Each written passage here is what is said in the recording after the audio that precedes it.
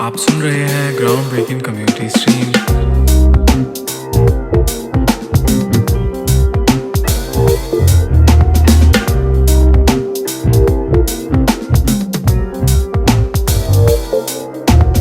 Hi, this is your host Q, live and direct from the Psyche Lab studio, New Delhi.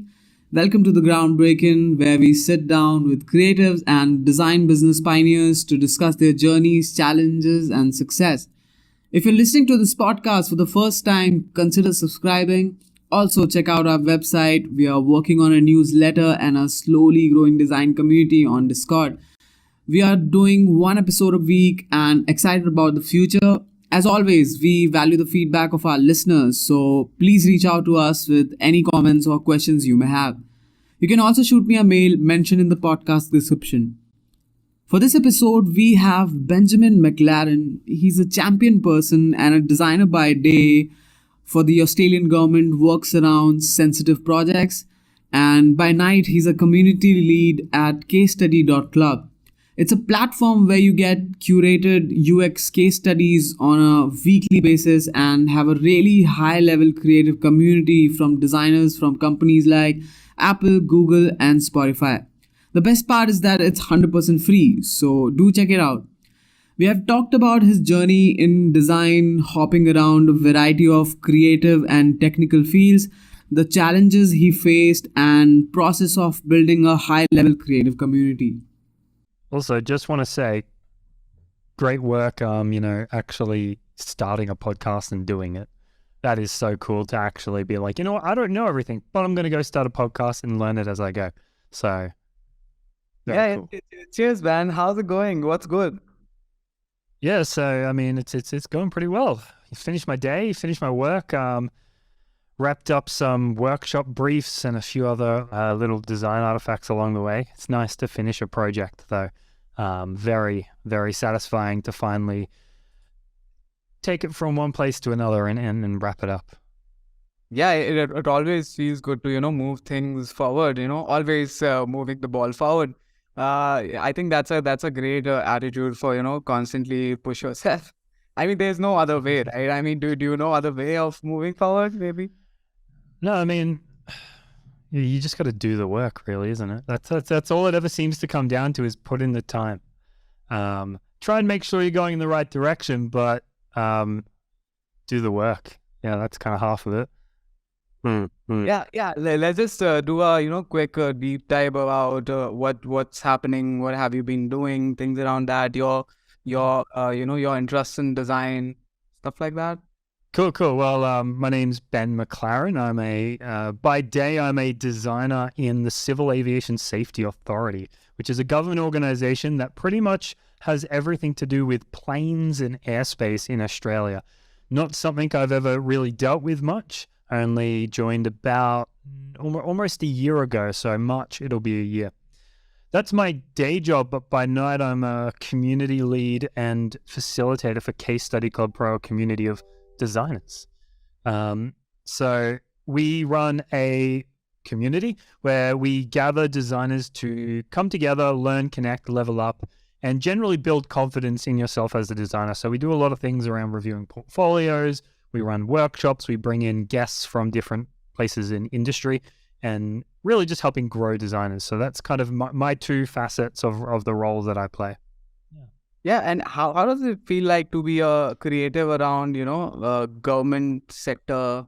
I mean, how does it look like your daily life, working around such sensitive space? I mean, it definitely sounded, sensitive to me. And how do you think it has shaped your approach towards design, if it has?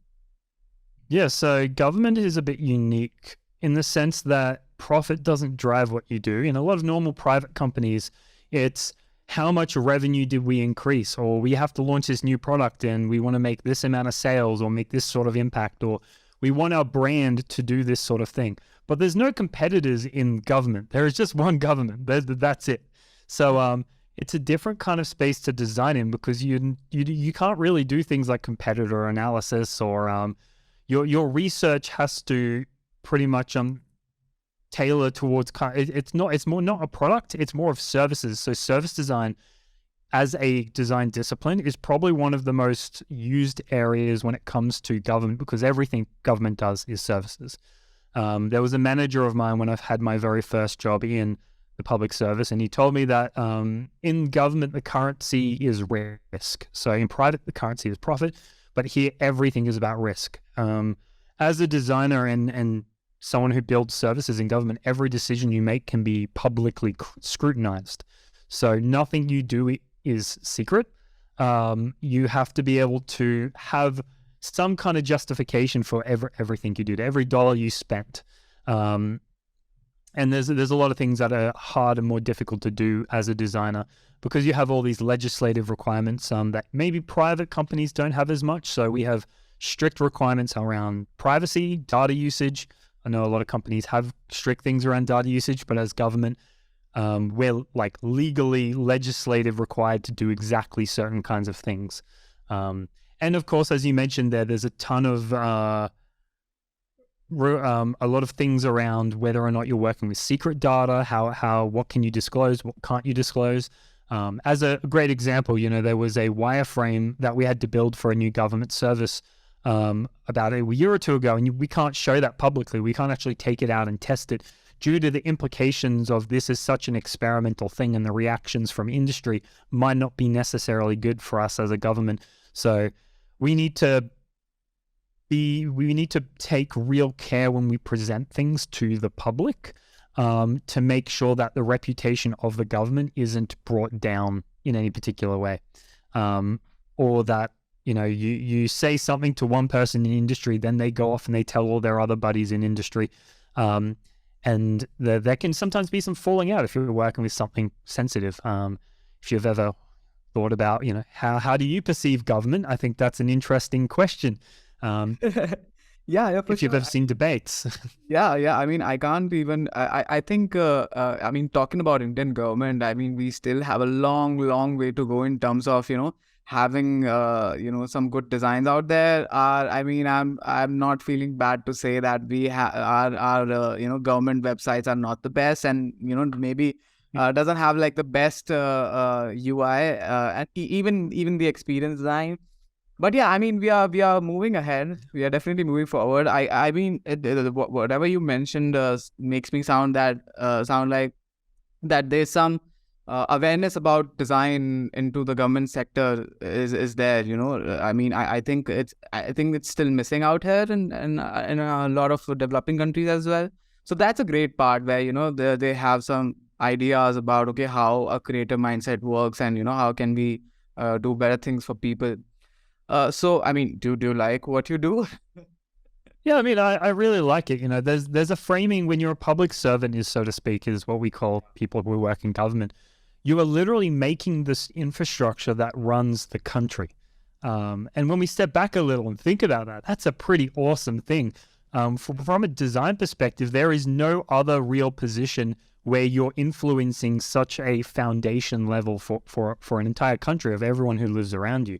Whether it's designing new flows for the tax system, working on transport for a particular state maybe you're living in, all those things have very real long-term impacts in the day. So the impact you have as a public servant can be greater than many companies you might particularly work with. Yeah, you're definitely playing a very important role, Ben. I mean, it's a great thing. I love the part where you mention that you consider yourself a public servant. I mean, that's a really good approach to really put good out there. So I mean, and when did you start realizing, okay, I mean, I'm a person who can be a great community builder, and how did the case study happen? Yeah, so I actually went to university back in the early 2010s, around about, I started 2015. I actually only properly graduated in 2019, which isn't that long ago. But I spent quite a lot of time working in a lot of different areas. My degree actually was a Bachelor of Science, believe it or not, but specializing in a bit of a unique area called science communication, or also known as professional science engagement, which is all about communicating. It's really about how do we take something so complex that reaches so many people? How do we communicate it? How do we do behavioral change for people? So if you ever think about health, COVID-19, perfect, great example there. How do we communicate the science of a pandemic to people that allows them to make effective choices, that allows them to make choices that keep them and their country and their communities safe? And that's just a portion of it. But my degree was really about that. And I did many things such as like science education, through web and various media methods, podcasts like this, to giving presentations, hosting events, but also to just a little bit of journalism as well at the same time. And my research project was kind of on communities, actually. So there's a few little threads that begin appearing there. So my research project was on pseudoscience communities in the world. And so I went and kind of looked at how they created businesses that could sustain spreading these sorts of messages.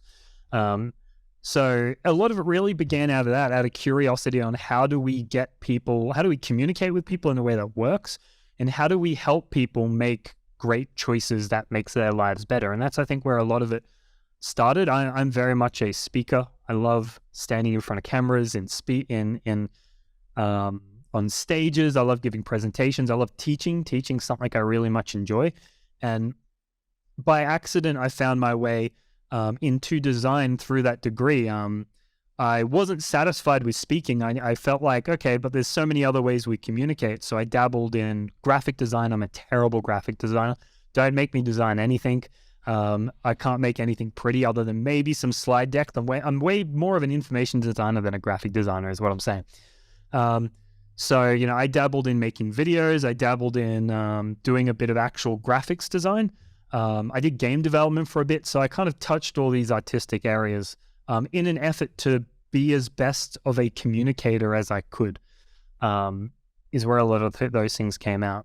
And all of that kind of gave me these skills in cross-medium communication, whether it's writing articles, working with people was a really big part of that. I was part of the executive of a club back in university, so I ran events, and that's how I got into running my own 3D printing company for a bit, actually. So throughout university, I decided I really want to take on something in addition to full-time study. So I just so happened to dive into the innovation space and went through a startup kind of program here.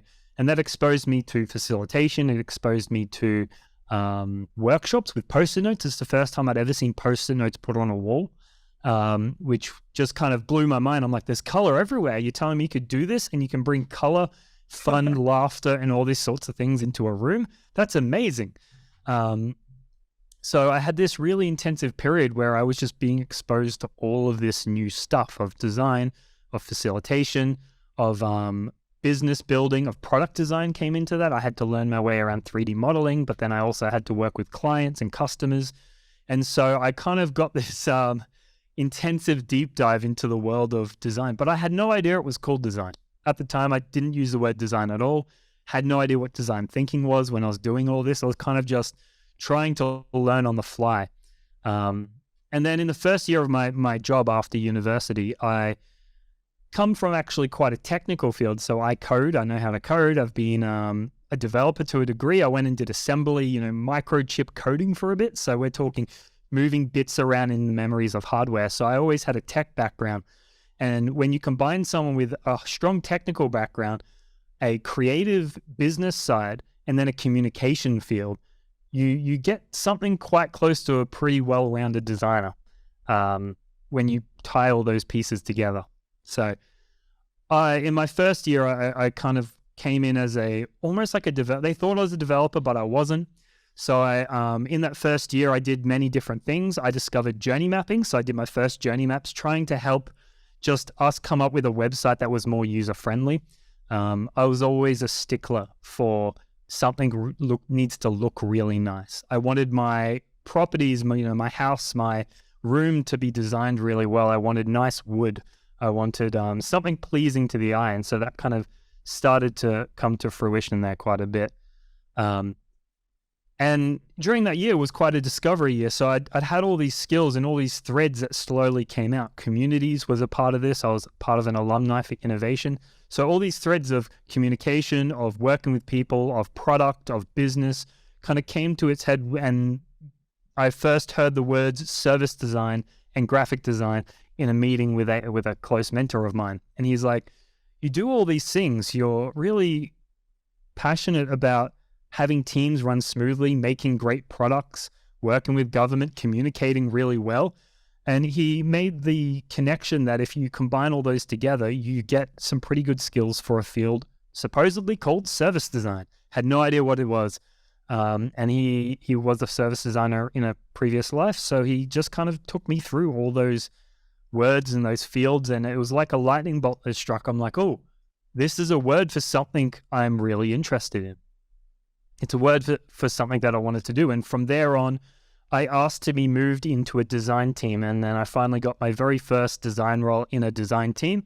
The great thing about government is you can kind of move around in government. You don't have to, you can go to one team and then kind of shift over to another team. You can kind of really go where you really want to go. So that kind of like a lightning bolt brought all these threads that had developed over like 6 to 7 years of psychology and communication and a bit of design and leadership and speaking and all this into a fruition. And that's when I found design.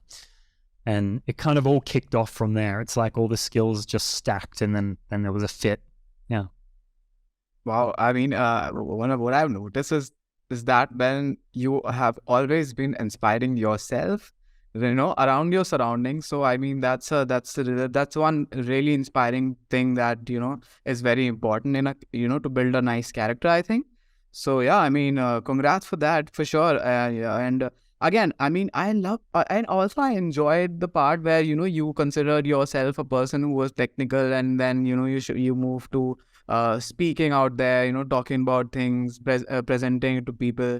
And I think design might, found you, then you might, found design. So I think it's definitely interesting. I mean, what's up with Case Study Club? What is their goal? I mean, what's your team goal? Yeah. So with Case Study Club, sometimes I consider myself a designer, and then sometimes at the same time I don't. And the reason for that is because I've touched so many disciplines that for me to solve a problem and to create great products that help people, it requires so much more than just design, which is why I've always struggled to self-label as a designer. Right now, I think the words I'm using are like business designer or growth designer or something like that feels right. I swear I change titles every year. It really does feel like that. And design is continuously evolving. We have new titles emerging each year. So we're always going to find something that vibes right in the moment. But yeah, I've always struggled to kind of label myself just as a designer. And what's come out of that is, for a long period, I really loved learning about design. And then, I also have a bit of a background in marketing and communications. And I've been through so much over the past almost 13 years since I left. I was in another state in high school. And then from there, it's been about 13, 14 years since then. Finding yourself and finding your own career path and what you love to do is really a journey. No one ever finds it instantly. It's very rarely, and we have to change what we want to do over our lifetime. So I love design and I love people. I don't want people to go through all the hardship that I had to go through. And that's why I do a lot of things like coaching, and I help people out with events. I have calls, whether I'm paid or not. I do it for free often. And I just kind of help people work through challenges. And Case Study Club came along because it was a community that I originally joined for quite a bit. I just found the founder. His name's Jan. We work together very closely. I'm going to see him in April in Europe. It's the first time I've ever going to see him in person, so it'll be fun.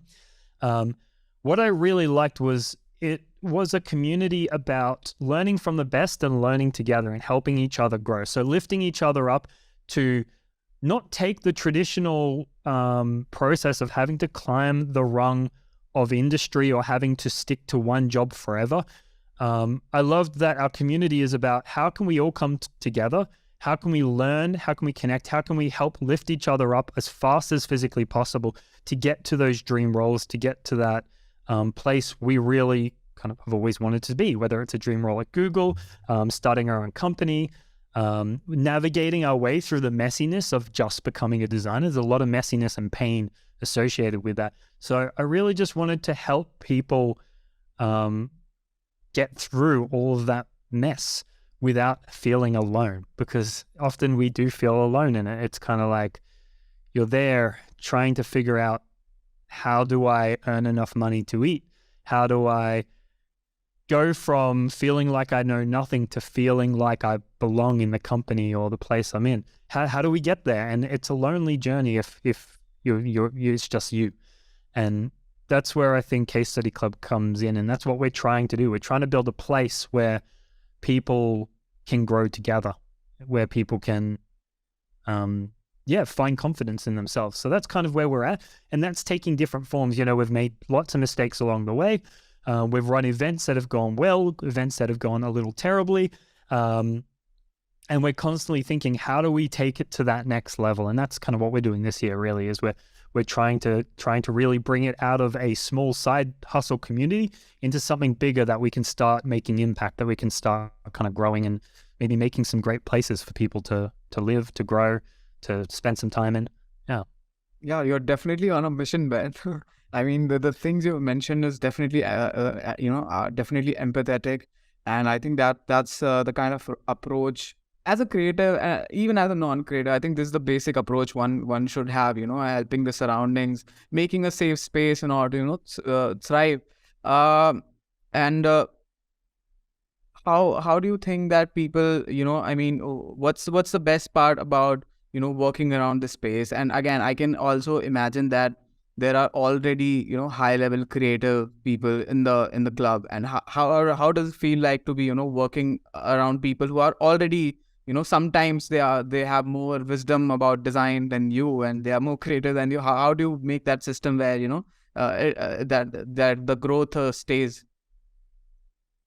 So that's definitely, that's a key struggle that we're always battling with, is how do we create a space that both new and junior designers can have, and the more senior leadership designers. And we're still figuring that. We do not have that perfectly at all.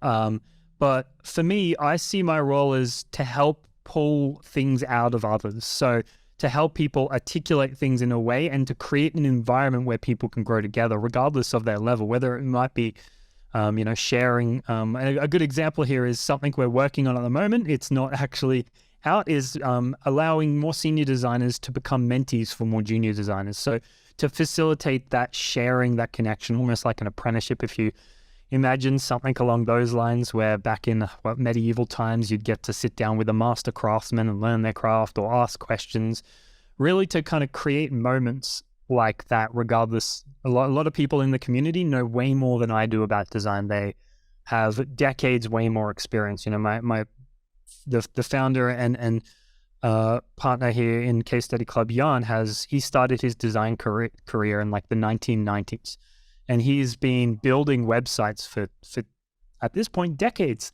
and he's amazing. I love his humbleness. So yeah, it's really creating a space for everyone, and we don't have that figured out, and we're still trying to make that as valuable as possible. Yeah, my role isn't to be the guru. That's something we definitely make very clear, that we aren't gurus telling you what you should or shouldn't do. We are here to facilitate meaningful connections, to create and design the community and mechanisms to create the environments that push people forward. So we're not the gurus of designers, but we are hopefully the guides along the way. So I like to think of us as Gandalf, is what I'm trying to say here. Is if you've done Lord of the Rings, the protagonist is Frodo. Gandalf is there when they need him, but he goes away for a bit as well. He gives the information, he asks the questions, and just gives a little bit of advice at just the right time to send you on your way. And you might go through some rough patches, but without that guide, it would have been rougher. So yeah. Yeah, I mean, that's a fun example, fun reference, we can say. And again, I think around the pandemic, a lot of the people who are switching lanes from other fields to design, a lot of people who are already into design, learning in colleges, Do you think it has increased the value of having that community? And what do you think about the importance of community in field of design or even in tech? So one thing about design is it's a creative field. So there's no like a formula. There's no direct formula on you become this level of designer, that level of designer, and that level of designer. Each company often has a slightly different way of leveling their designers, but also like a different. It's very much a creative field. So you're pitching your story. It's all about empathy and people and users, and that lends, I think, a lot of unique, very human characteristics to what it means to be a designer as a job, but also as a person. So every designer is unique in their own way. They bring a unique background, a unique personality, a unique talent stack that makes them different in a different way for a designer. And there is a way more designers now than there used to, and that's great. That's really good. And design as itself is way more broader. We might have just thought design was a graphic designer 20 years ago, but now there's service designers. You might call yourself a strategic designer, a data designer, a business designer. It's blown up. I could probably rattle off 100 other possible titles. What it means to be a designer has broadened so much. It's no longer I focus on UI and that's it. You find little tidbits of design in every role imaginable, and most businesses come to pivot around designers being the core differentiator for their company. So with that, yeah, I think there is way more. I think I've lost your question a little, but I think there is way more designers and there's way more opportunities as well. Since great design, great experiences is the differentiator in product, in businesses, there are so many more roles and opportunities for new people coming into the field or transitioning into the field than there once were. And I think that is an amazing thing. I think having more designers is good. There's always going to be more design work than there is designers to go around. It might not feel like that for some designers, depending on where you're coming from, but there definitely is more design work than there is designers. Yeah, for sure. I mean, I think. Do you think that? I mean, you mentioned about people calling themselves business design. There are a number of labels. 3D design, marketing design, things like that. Do you think? But they have like all of these labels have one thing in common, which is design thinking. Do you think it is very related to each other?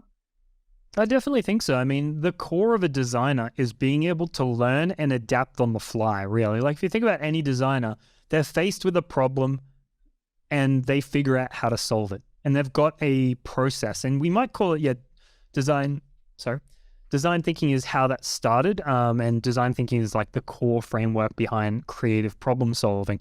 I definitely think underneath all designers, it is we are able to solve problems, and we're able to solve them complexly.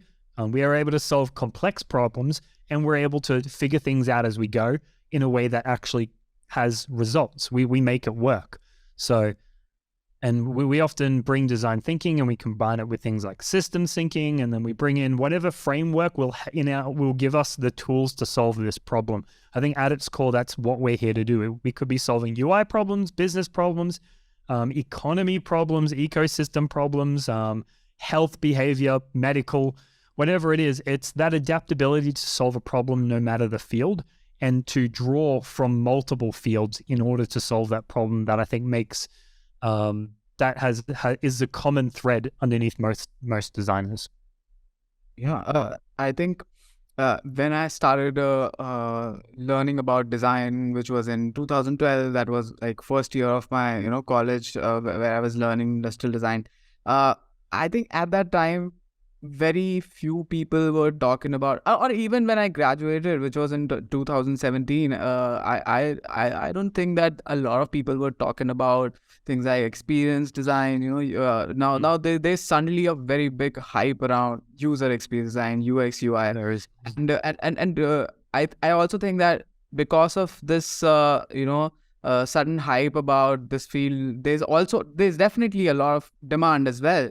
Do you think all other sectors is also, getting inspired and moving ahead with this, sudden hype around user experience design? Do you think it's because of the digital revolution or something else?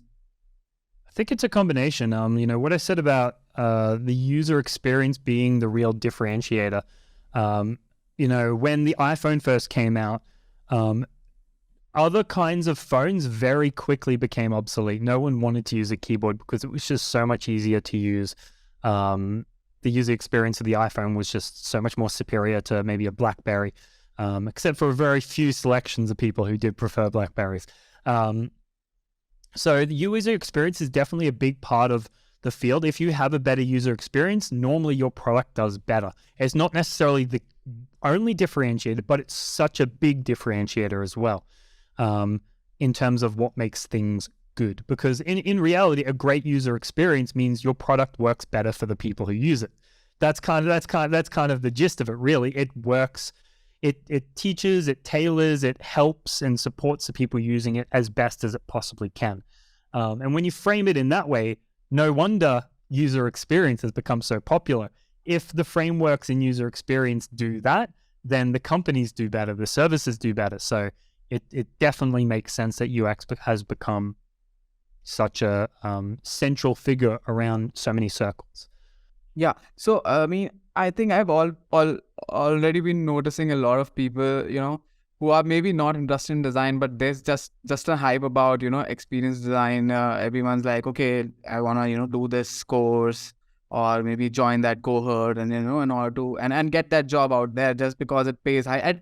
I think I've been seeing this in India a lot. If I'm not really sure about the scene in Australia and other Western countries, but I've been seeing this space. How do how do you consider solving this problem of not just making it a hype oriented stuff? I mean, there should be a genuine interest about pursuing design. And I think if you are not authentic about learning design or being a designer, it definitely stays a problem. So how do you maybe niche it out at Case Study Club, having that space? I don't think it's necessarily directly a bad thing. If they've chosen the job because they want a lot of money, but they do the job well, then great. That no problem. There are so many fields, we can think on a lot of surgeons and doctors who get the job because of the money. I think the question is, are they doing the job well? And I think that's the only question that really matters. We all have our different motivations for doing design or getting into whatever field we're interested in. And, the people who are genuinely passionate about a particular field are going to do amazing regardless of what everyone else around them is doing. They're going to persist, they're going to learn, they're going to work extra hard to really develop themselves, and often they will come out on top. It's the people who put in the work and are willing to reinvent themselves, their identity, their opinions, those sorts of things that really get ahead of the rest, so to speak. And that's all the things around growth mindset, and it's around having strong opinions, but holding them loosely. It's all those sorts of mindsets that I think make you come out on top no matter what field you're in. So bringing it back, I don't think it's a bad thing for some people to be really attracted to the money. And there are definitely going to be people out there who take advantage of it and get the job. Maybe they lie on their resume, they try and milk it for all it's worth and end up either getting fired or leaving and having no results. I've seen that happen so many times before. We have a culture of what we call contractors in particularly the area I'm in. So contracting is very highly paid.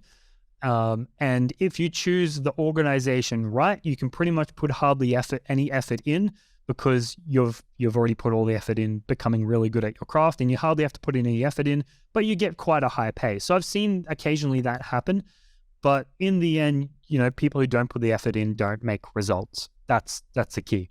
And I just want to say, I've seen the inverse too. People who are really passionate about design, but they're too hyper-focused on design, because design isn't the only thing. That's I think, at the core of it. And it's a problem we see a lot.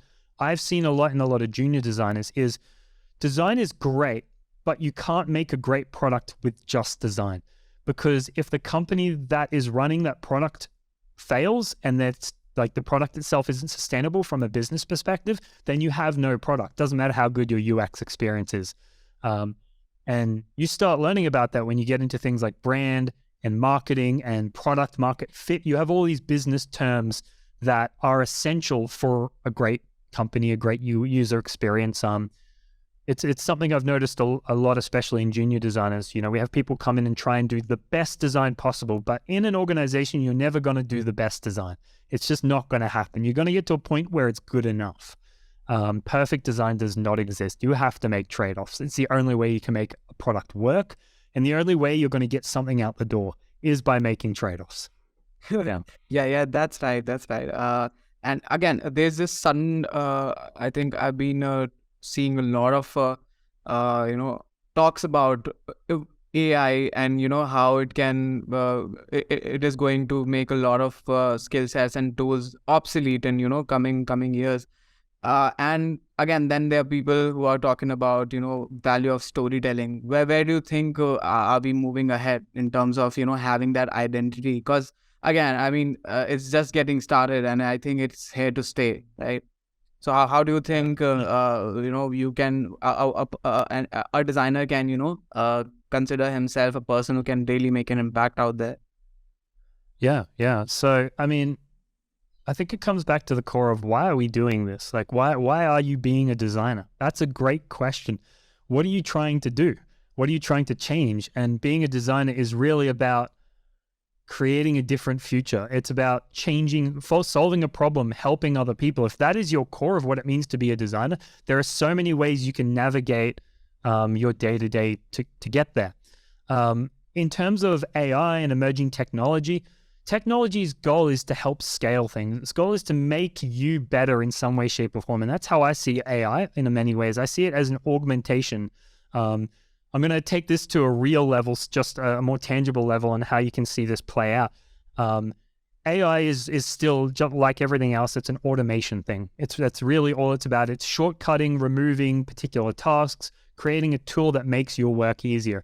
And to give you a real example here, you see it in the cafe industry, for example. I'm going to just pivot this to I think it's easy to start with something tangible. 10 years ago, for background, I used to be a barista. To run a cafe, to run a coffee shop, you probably had to have about 3 or 4 people. You had to have someone who could serve the customer, someone who could grind the beans, and then someone who could make all the fancy milk and the latte art if you're making coffees. Now, most of those processes have been automated. You can get a machine that gives you the right amount of coffee, that taps it down the perfect amount. You then put it in the machine and you get your coffee, and then you have another machine that gives you the perfect milk. So you're kind of just a robot moving back and forth. But what this is allowed to do is now anyone can run a cafe by themselves. Instead of requiring 4 people, you can have 1 person. What this then has a flow-on effect into the economy of you can have way more cafes, you can have way more options, you can have so much more businesses because anyone can make it. And I think that is what AI and a lot of these emerging technology, it is augmenting it and allowing more people to do and create and make and be more effective. And I don't think that's a loss in any way. I think it allows us to just have more amazing agencies, even more products, great books, better art. It allows people who wanted to make something but couldn't because they didn't have 20 years of graphic design skill or didn't have 10 years of writing experience to use a tool to help them get there and at least make it better than it would have been on its own. So I think that's where all this emerging tech comes in. It's not a net loss. It's just kind of the next step. It's the same as any other tool that we've come up with. And I think it's going to be amazing, really. I think we're going to navigate really hard lines. We're going to have to find the borders from an ethical standpoint. That's going to happen. It happens with every tech. It's not new. I recommend people maybe, I can't remember the book for it, but there's some books out there that look at how technology has evolved and impacted over decades and hundreds of years. And after long enough, you see the same pattern. You see the same pattern of new tech comes in. Here's what happens. It goes out. New tech comes in. People think it's going to change or break the world. It's going to flip the whole world on its head. And instead it just makes it better. It creates new opportunities. Yeah, so that's how I think of it. I've rambled a little, but that's how I think of things like AI. I think take advantage of it. Look at it with curiosity and see how can I use this to make my work better. I've used Chat AI, I've used Midjourney, which is an image generator for my own work. It's made things a bit easier. I can use it to grammar check. I use it to experiment with sentences to write better. I'm not a great writer. Only learned how to use full stops in like 2018. So it's great for me. So yeah, I think don't look at it with fear, look at it with curiosity, but also don't buy into the 100% everything's going to be different hype. Look at it with a degree of skepticism as well. And the same is with design. I think there's a leap you make as you go from a junior to a senior designer, is you have a bit more skepticism about design itself. You realize design isn't the be all and end all, that you really got to bring in so much more. It's really about people in the end. Everything revolves around people. And That's right. And you made it sound very fun, Ben. I think we had a conversation, previous conversation about community and value of community. And you also mentioned this book by Donald Miller, Building Story Brand. Building a Story Brand. Yep. I think I started, and coincidentally, previous week to that, I bought that book, and it was first of all, it was definitely surprising. You were talking about the same book I was about to read, and man, from page one, I got hooked, and it's still going on. And how do you think book has made an impact in terms of your learning, as you already mentioned about it a number of times? Yeah, so Story Brand for me was really nice. It's the only thing that I think, we read a lot of these business books, we read a lot of these design books, and sometimes they're really conceptual. It's like, cool, you've spent a whole book trying to tell me one thing. But I really liked the book Story Brand because I was really interested in, yes, telling stories is great, but how do you do that? Like, give me something actionable. How do I take all these words and really messy thoughts in my brain and turn it into something that sells a product? That was really my question here, is how do I go from this really big abstract space to something concrete? And Story Brand really broke down just the pieces of what makes up a story. And it used pretty real examples as well. And then I think the last half of the book is nothing but actions and templates. It says, take this and go try it. And if it doesn't work, let me know. Which is great. That's an amazing thing. They're like, hey, here's a template for doing this. Here's a template for doing the common things you'll want to do when you write. Just fill in these gaps and just do it. Put it out there. So it's allowed me to think about that more. I've used some of those templates as well. I've been like, what the hell, I'll fill it in and just do it. And put it out there. It's going to be terrible, but at least it's out there. And that's how it's impacted me. It's really valuable finding a single book that manages to wrap up such a abstract concept of storytelling it manages to break it down and then give you things that you can then take out of the book and use in real life. I think that's what makes a book really impactful for me. And that's what Building a Story Brand did. And have you always been a person who constantly read? No, I used to hate nonfiction. I used to be a massive fiction nerd. Back in school, all I wanted to do was kind of leave the world behind and dive into a good fiction book, something with magic, preferably with magic. I'm a big fan of magic. I'm still a nerd behind the scenes. I love Dungeons and Dragons. I've been an anime and a Japanese kind of nerd for so long. I used to cosplay and dress up in costumes when I was younger. I'd do all of that. I was a massive nerd.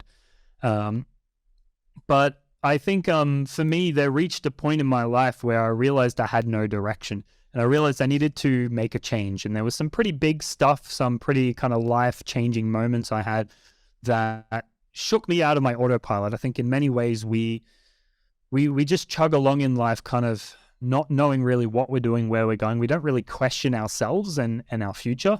And that was a turning moment for me where slowly over years and years, I started building a bit more of a growth mindset. And it's not something you realize until you're like 5 years into building growth habits. And I hated learning. I hated studying. Don't even talk to me about math. I don't want to know anything about it. But I did love science. So, you know, I was like, space, universe, very cool. So there was a bit of a curiosity still about the world.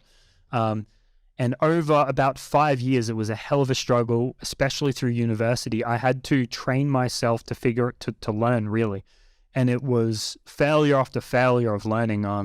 You know, eventually you get to a point where any book is way better than reading an academic paper. So now books are leisure. They're pleasure for me. They're pure pleasure. I'm like, great. I don't have to read a 10,000 word research paper. This is beautiful. It's got pictures. How great. So when you contrast those two things, you know, a lot of these business and design books they're fascinating too. If you approach it with curiosity, like ask yourself, what are you trying to figure out? Why are you reading this book? It's a good question. What do you want to do with it? You know, there's one thing to just learn generally about concepts, and there's another thing to learn with intent. And if you're a fan of the future, Chris Do, he speaks about this a lot. If you don't know Chris Do, highly recommend you check him out.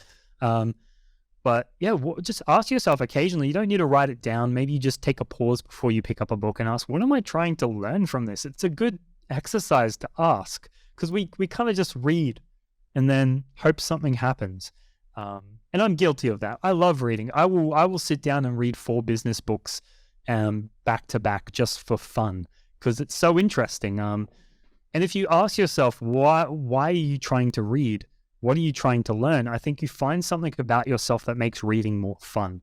It gives it more of a purpose behind, rather than I'm just absorbing until something happens. Yeah. Yeah, you mentioned about Chris Do, man. I mean, what a guy, right? I think the amount of wisdom I've learned from this guy is just, you know, immaculate. It's just crazy, the kind of stuff he talks about. I think I've always been a person, you know, who believed in working individually, you know, and becoming a specialist. But as I move forward, I mean, I got so much wisdom from him about, you know, creative business of design. So yeah, I mean, shout out to Chris Do, man, definitely, and also about the reading part. You know, I mean, I think it's again, in my case as well, maybe I haven't been a person who's been reading a lot, but for past 4-5 years, I've been reading so much. And again, I also believe that it's a vanity metrics. It's better to read like 5 books again and again than reading like 50 books a year, for example. But yeah, I mean I'm at that stage where, you know, I definitely enjoy that stage where you know, we're constantly learning about a lot of things. And again, it's like whatever you wanna learn about, you just pick that book. So awesome. Any book recommendation you have for us about design? I do. So a lot of junior designers struggle with writing, and I'm a big fan of writing. I love writing because I used to hate it. It was so painful. It's like these words just won't come together. I'd get so angry and frustrated. Like, why won't this sound good? Why won't this look good? What's happening? What is a semicolon? I don't know. So there's a great book that I listened to as an audiobook, and it's called Several Short Sentences on Writing. And it was really eye-opening for me because it was about the act of writing, not how to write well, but like the pure act of writing, of what does it mean to write? What does it mean to make a sentence? What does it mean to take all these scattered thoughts we have in our brain and turn them into something someone else can read? Because that's an interesting act. You're taking something that's all these electrons firing in your brain and you're turning it into shapes on a piece of paper that someone else can then absorb the knowledge that was in your own brain. It's like you're wirelessly communicating with someone pretty much through this written medium that can also be communicated over vast spans of time. So if you just think about writing as that, it's a strange thing. We're not born to write. It takes so long to learn letters and then to learn how to use a pencil and then to type, and then not to mention all the other languages. It's a hard thing to do. So maybe people can give themselves some kindness. It's okay not to be amazing at it. So yeah, I would recommend Several Short Sentences on writing, and also be a bit kinder about yourself, especially if you're a junior designer. growing is something you never stop doing. You're always going to want to read more, or you'll wish that you exercised more, or you did more of this or did more of that. Enjoy the journey. And I think that's something that is such a hard mindset to adopt, and I'm still figuring it out. I really want to be the person over here who's maybe at Chris Doe's level, where I'm running a multi-million-dollar company. I've got all this massive experience and people look up to you in this way. And he probably sees himself in a different way. He wants to be this kind of person as well. And I think, getting comfortable with the process of being who you are, still having some goals, but you don't have to be that person tomorrow, and you shouldn't be either.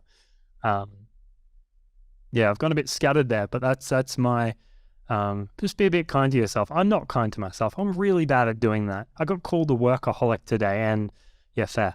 I think everyone beats themselves up a little, and pay attention to your self-narrative, especially if you're a junior designer, because or a young designer, or just anyone new to anything.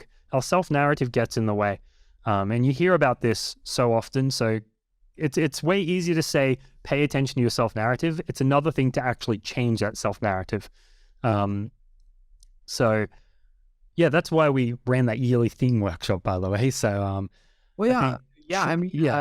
I remember joining that workshop, and I fell asleep, man. I mean, I felt so bad about it because it was you were up at 2:30 a.m. 2:30 in the night, and I tried to open my eyes. But I mean, it was definitely interesting. Would love to hop on it again. Give yourself some kindness there. Exactly. That's bad. I mean, I think there's so much distraction we have right now, and again, I think it also has to do a lot with our attention span. So I mean, we're just constantly being compared to these brands, these people who are trying to be influencers, things like that, and even in creative business, even a lot of designers have been out there, and trying to play that influencer game. So, but I mean, constantly you definitely doubt yourself. And again, I'm the same club as you, Ben. It's and also, when you are running a business yourself, it's there's a lot of things that every day is a battle. Sometimes some days are super bad, some days are okay. But I think this is how it goes. It's definitely very hard to constantly motivate yourself. How do you do that? I mean, I'm sure that again we are not machines, and I mean everyone has one or the other way of staying motivated. What are your methods, and how do you cope up with that? Because again, you're also doing two jobs, right? You are in the day, you being a designer working on sensitive projects, and in the night you are leading a community of people who are themselves creative, and some of them are really high level creative.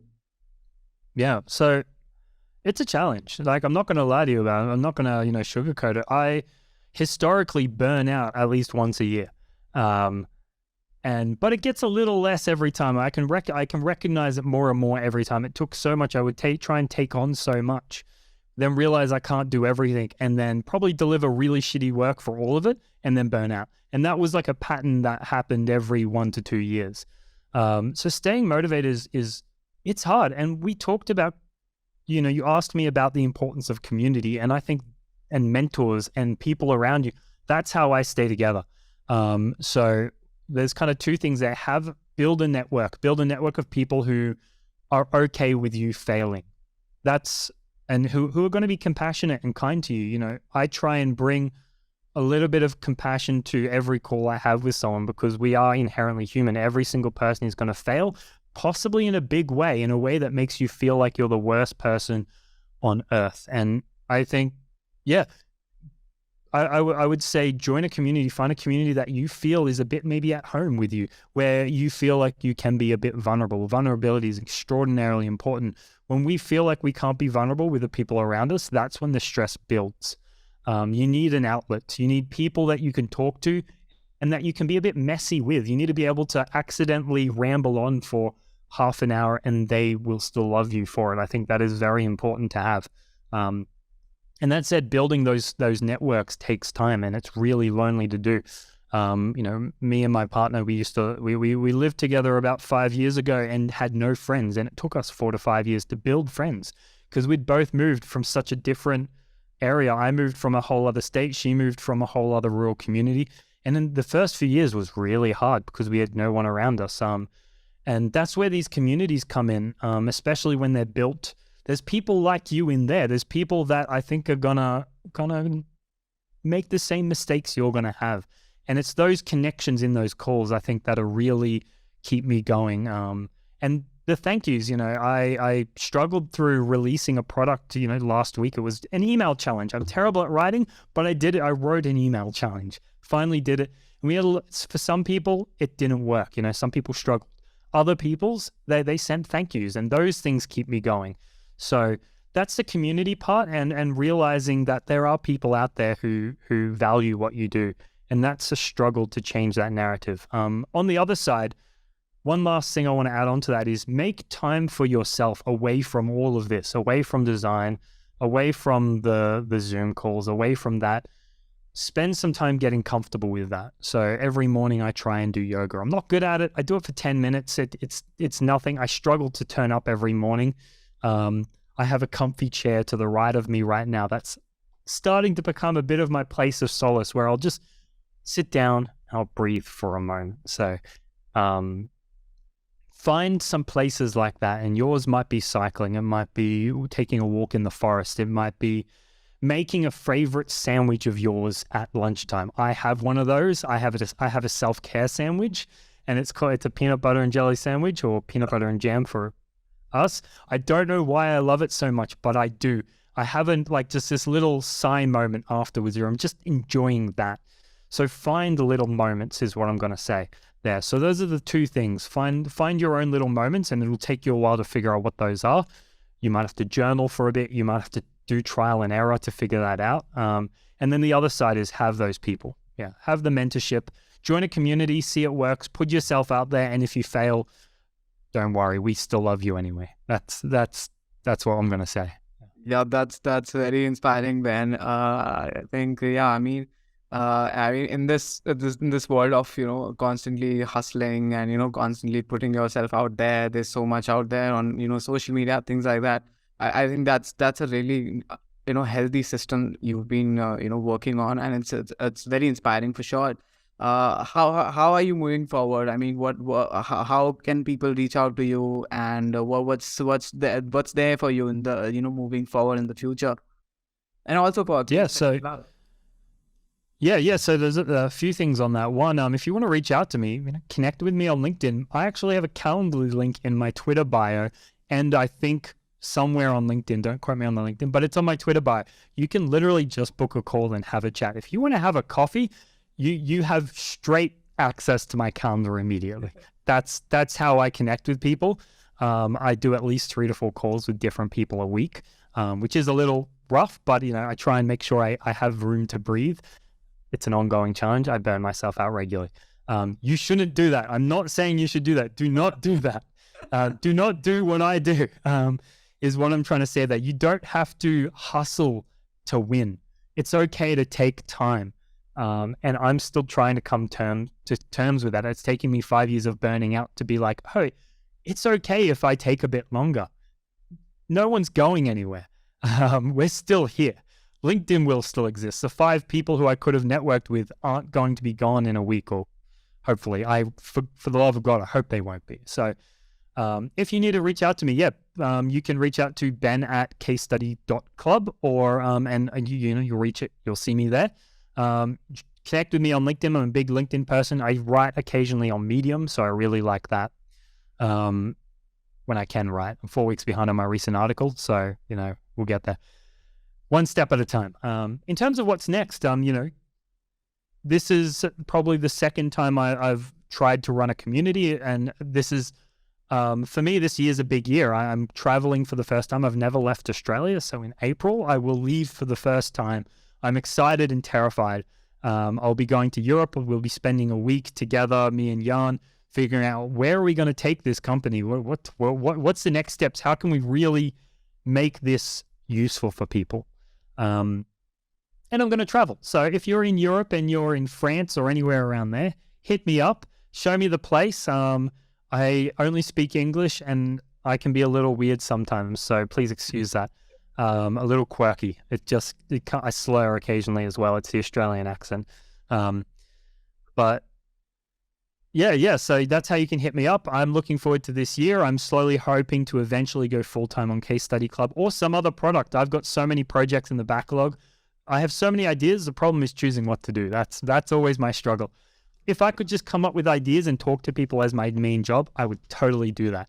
But I have to actually make things and do the work. That's the hard part. Do the work. Yeah. All right, Ben. It was, it was an amazing conversation, and thanks again for getting on the podcast. We got to learn so many things from you, man. And again, I did not know about a lot of things. We just have we just have met like twice. But yeah, I mean, it was a very good deep dive about your career, and a lot of takeaways from the conversation. I hope to see you soon, Ben. Yeah, wonderful. Thanks for having me on. It was you're great at doing this, so keep going.